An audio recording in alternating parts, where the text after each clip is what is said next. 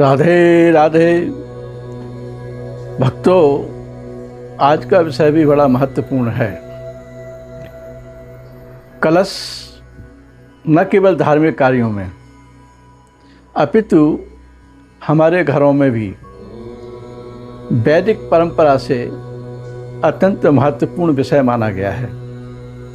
और इसके संबंध में श्लोक भी है कि कलशस्य मुखे विष्णु कंठे रुद्रः समाश्रितः मूलम लक्ष्य। इसे तो ब्रह्मा मध्य मात्र गणा स्मृतः। इसका तात्पर्य यह है कि जो कलश होता है वो या तो धातु का बना होता है या मिट्टी का बना होता है, किंतु कलश के मुख में विष्णु जी का निवास होता है, कंठ में शिव जी का निवास होता है और मूल में ब्रह्मा जी का निवास होता है। जो रिक्त स्थान होता है उसमें मात्र शक्तियों का निवास होता है।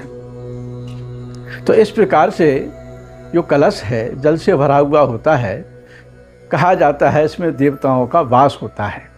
और इसीलिए आज से नहीं, वैदिक परंपरा से हमारे घरों में पीने के पानी का स्थान नियत होता है।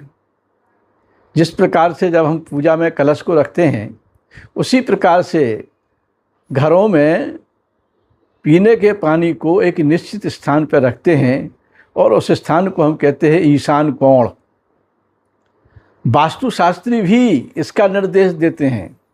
आज के समय में जो मकान बन रहे हैं उसमें वास्तुकार ईशान कोण में ही आपको पीने के पानी के बर्तन रखने हेतु जगह उपलब्ध कराते हैं। इसका मतलब ये है कि वर्षों से ये परंपरा नहीं है, ये वेद का ज्ञान है। और इसीलिए कलश में देवताओं के वास की संज्ञा दी गई है। तो कलश जो पूजा में रखा जाता है वो संपन्नता का, धन धान्य का प्रतीक होता है। कलश में वैद्युत चुंबकीय ऊर्जा होती है जो पूजा के स्थान पर सकारात्मक ऊर्जा का संचालन करती है, जिससे वातावरण स्वस्थ हो जाता है। फिर आपने देखा होगा कलश के ऊपर श्रीफल रखते हैं। श्रीफल या नारियल जिसे कहते हैं, वह इसलिए रखा जाता है ताकि ऊर्जा का संचालन ब्रह्मांड के साथ निरंतर बना रहे, ताकि वातावरण शुद्ध होता रहे। तो इस प्रकार से